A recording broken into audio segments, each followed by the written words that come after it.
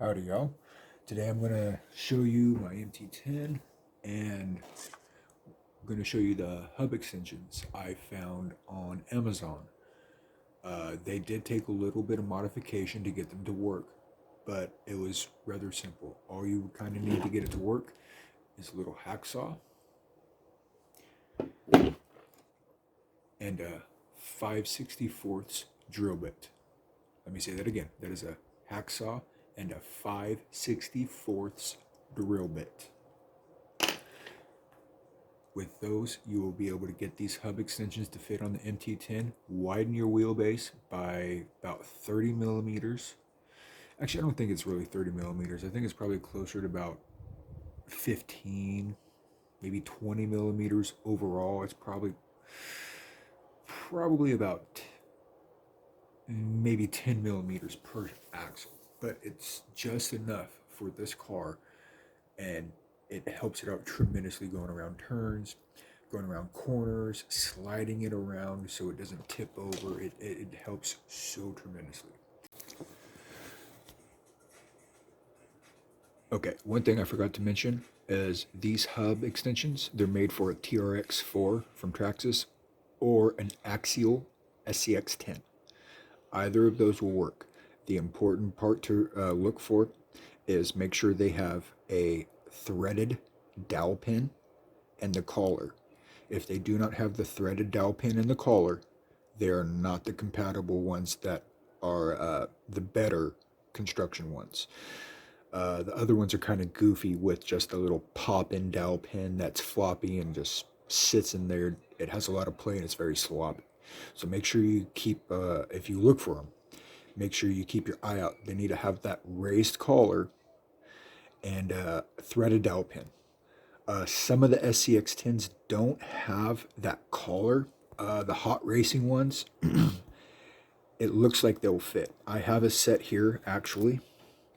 I would get them on. However, I do not want to I will have to do some drilling to these to make them fit. But I cannot do that to these set because this set is for my nephew's car, who I've got to get working on after I finish making this video. So when you go to look for hub extensions for your associated MT10, look for the TRX4 hub extensions for the Traxxas TRX4. And that should find you the exact ones. Now here I will post a link, or in the description I'll post a link to the Amazon page of the hub extensions, and I will also post a screenshot of the product right here.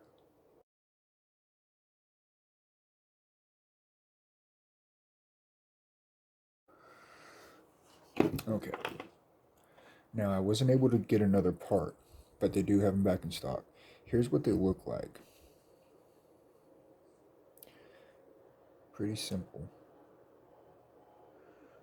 You can see plus 15 on it.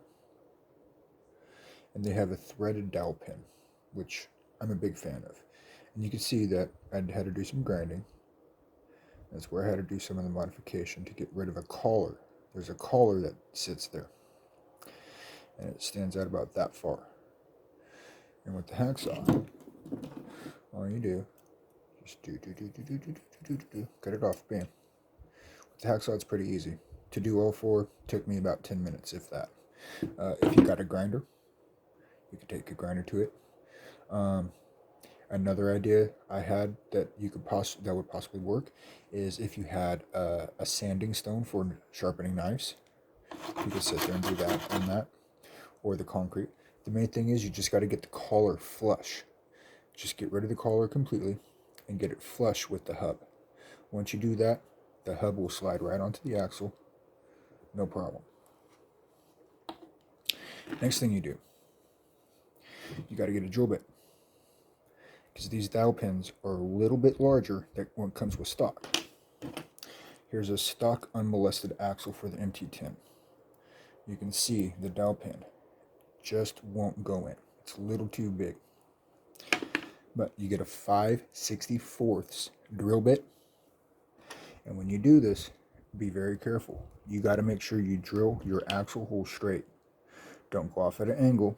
Sometimes it'll be easier to remove this part of the axle and the drive shaft, put it in a pair of vice grips, or if you actually have a vice clamp, that'll be even better. But you want to drill that hole, get it to 5/64 size, or you could use a 2mm drill bit if you have one. But if you use a 2mm bit, you will have to waller it out a little bit, otherwise this will fit in so perfectly you'll have to practically press it in, and you'll risk damaging the threads on the aluminum hub extension. So once you get your hole drilled and you get your collar shaved, you get that on there.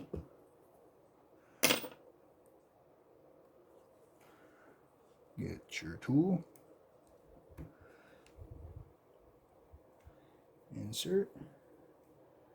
Make sure you don't put it in upside down like I just did, because I do that often and I'm not very smart about it.